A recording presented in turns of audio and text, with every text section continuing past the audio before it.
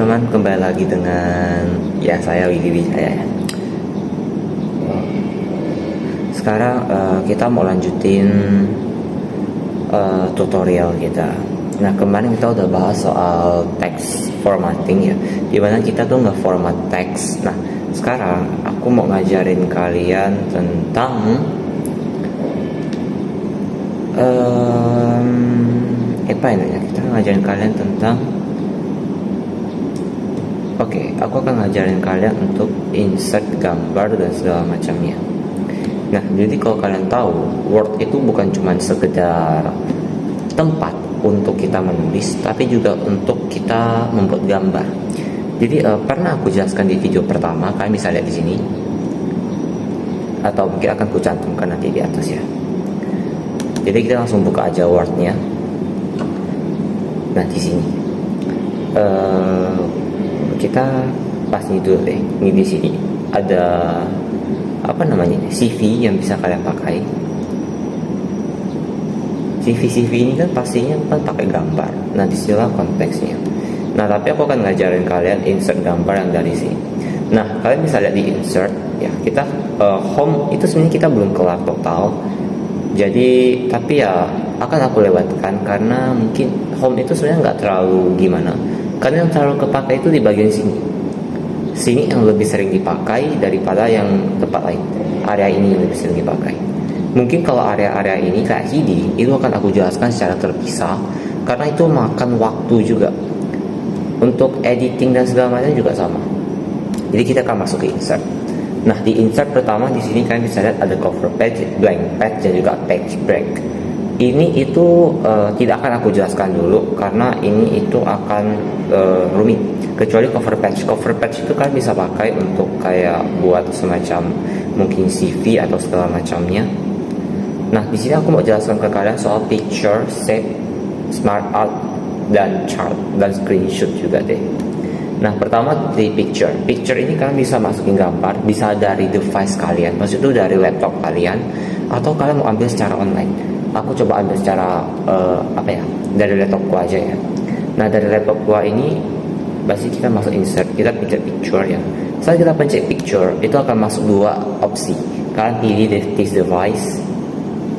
Terus kalian bisa pilih dari galeri kalian atau dari download. Aku biasa dari download karena akan aku download sesuatu ya pastinya masuk ke sini gitu. Kita ambil contoh karena bentar lagi Natal, kita pakai ini aja. Nah, tuh muncul ini produk Natal kita. Nah, ketika kalian sudah masuk ke ke gambar, kalau kalian klik gambar ini, dia akan muncul namanya picture format. Nah, picture format ini tepat kalian bisa mengformat gambar kalian. Jadi contoh gambar kalian itu bisa diarahkan pastinya. Kalian bisa tambahkan bingkai kalau kalian mau. Kalau nggak mau juga langsung aja pakai noun-nya. Itu bisa tambahkan bingkai. Kalau tak mau, ya kalian tinggal Ctrl Z aja buat ngehilangin bingkainya, oke? Remove background itu untuk menghilangkan background yang ada di belakang. Aku cukup sarankan kalian pakai remove background dari Microsoft Word karena ini cukup bagus. Aku juga sering pakai soalnya. Correction ini lebih ke kontras ya. Terus apa lagi? Ya, di sini ada picture border, yang ngasih border, picture effect ngasih efek, ya position itu dia tuh ngasih posisi dari gimana gitu. Ini biasanya harus dibarengi dengan tulisan. Kalau kalian ada tulisan, ada gambar, ini kan bisa pakai wrap text itu untuk dia bisa square itu artinya tuh dia tuh kotak di sekitar teks. Nah, kalau dia true di top and bottom itu disesuaikan lagi dengan simbolnya, kan bisa lihat sendiri di sana. Nah, bring word dan send word itu gambarnya ada di posisi depan dan belakang. Jadi kan bisa ngatur di sana. Ada juga rotasi dan juga crop, itu juga kalian bisa pakai seimajinasi kalian. Nah, ini insert gambar, oke? Nah, kemudian kalau kita mau insert shape, kalian tinggal pencet aja shape-nya. Nih, di sini ada shape. Di shape ini kalian bisa pencet shape-nya dan kalian bisa membangun ruang sini. Bangun ruang ini juga bisa kita istilahnya ya? kita mau warnai juga bisa dan segala macam. Biasanya shape ini jarang dipakai shape ini. Rata-rata biasanya shape ini lebih dipakai kalau emang kondisinya itu untuk membuat sebuah dina kelas. Cuman rata-rata sekarang dina kelas itu ya udah ada pembuatannya di Canva kan ya, udah didesain secara khusus di sana. Nah di sini kemudian ada smart art. Smart art ini dia istilahnya kayak kalau kalian pernah lihat ada banyak struktur bagan-bagan gitu, inilah smart art. Kalian bisa lihat di sini ada list, ada proses, cycle, hierarki. Rata-rata orang pakai hierarki ya kalau untuk membuat sebuah struktur. Jadi kalian bisa lihat di sini. Nah, di sini kalian bisa masukin teksnya. Contoh nama saya Willy Wijaya. Terus ke sini itu siapa? Ini siapa ya? Siapa ya? Aku lupa deh. Tuh dia bakal nambah gitu. Cuma kan lihat kondisinya juga, dia itu ada yang di posisi mana juga gitu ya. Jadi nggak bisa sembarang kalian gitu. Penggunaan smart art itu sebenarnya udah jarang banget aku lihat di orang-orang, karena mereka kalau buat bagan itu rata-rata langsung dari Canva kan. Kemudian ada chart. Di sini chart juga sama. Dia ada banyak jenis chart. Kalian bisa pakai sesuai kondisi. Di sini biasa ada column. Ini biasa orang pakai untuk data-data penjualan gitu kan ya. Nih.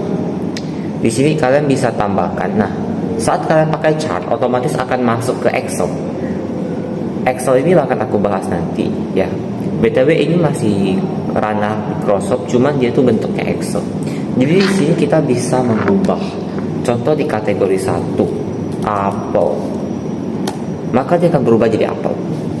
Lalu jeruk, dia akan berubah jadi jeruk. Durian dan juga rambutan, dia akan berubah. Nah, dari sini juga kita bisa berubah. Seri 1, anggap saja ini adalah bulan 1, ini bulan 2, ini bulan 3. Nah, di sini kita bisa membuat data penjualannya. Mungkin aja apel sama 1 bulan itu 6. Maka dia akan langsung ngatur. Lihat ya. Bulan 1 itu kan biru. Bulan 1 itu biru ya. Berarti kita lihat dia ada di angka 6, ya kan? Kalau dia di angka 20 gimana, Bang? Oh, bisa juga dia langsung otomatis buat ke 20. Berubah juga, kira-kira begitu. Oke, kita hapus smartnya. Sekarang screenshot ini sebenarnya dia lebih kayak screenshot biasa. Nah, tiba-tiba dia langsung screenshot. Nah, ini kalau di screenshot ini dia itu lebih harus nge-crop, jadi kurang begitu, jadi nggak bisa terlalu gitu. Kemudian ada komen ini bisa dipakai untuk ini kayak gini. Nah, ini dia. Ini biasanya pakai nama kakak saya ya. Komen itu biasa aku pakai juga kalau memang buat novel gitu. Kenapa? Karena kalau di novel itu kan kita harus namanya revisi gitu. Nah, revisi itu pasti perlu pakai komen biasanya. Header dan footer ini.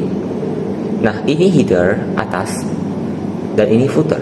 Kalau kalian tahu, biasanya kalau kalian mungkin print barang atau apa segala macam, itu pasti ada bagian atas yang kosong. Nah, itulah yang disebut header. Lalu page number. Page number ini biasa kalian temui kalau ada di makalah-makalah, skripsi dan jurnal.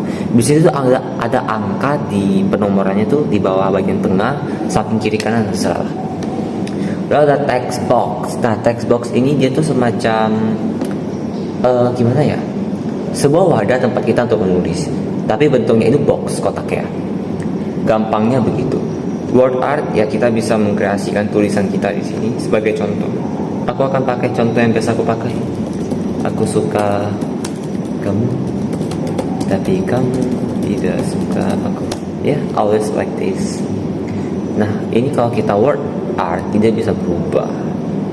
Kita oke kan? Dia akan berubah. Hebat bukan? Mana lagi? Sebenarnya ada banyak ya. Jadi kemungkinan sebenarnya aku akan bahas lebih banyak video lagi. Nah, di sini ini sering orang pakai biasanya. Pernah lihat yang beginian? Mungkin rasanya aneh kalau kayak gini ya. Aku akan kasih contoh yang lebih familiar tuh kan ya.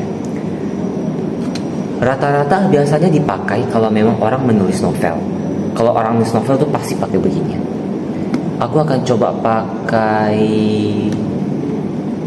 novelku. Where is my novel? Cerita-cerita ini dia. Kita pergi ke cerpen aja, cerita pendek, kita inspiratif. Nah, cerita Anugerah dalam Kehilangan ini udah diterbitkan ya, kalian bisa baca sendiri kalau kalian mau.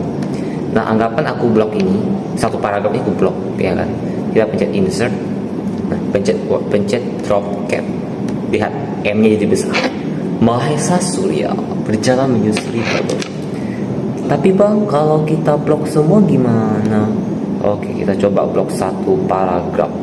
Maka yang akan besar adalah satu aja tetap. Dia tuh mengutamakan satu. Intinya tuh yang paling awal gitu ya, jadi aman. Kalau ini ya dia sama juga, cuman dia tuh lebih melenceng ya. Bisa aja kita drop caption, kita mau buat gimana bisa. Ya, begitulah. Kembali ke Word-nya tadi. Oh, udah 11 menit, cepat sekali. Aku baru jelasin dikit loh. Kita pergi ke signature lane. Ini jarang aku pakai, jadi aku kurang tahu.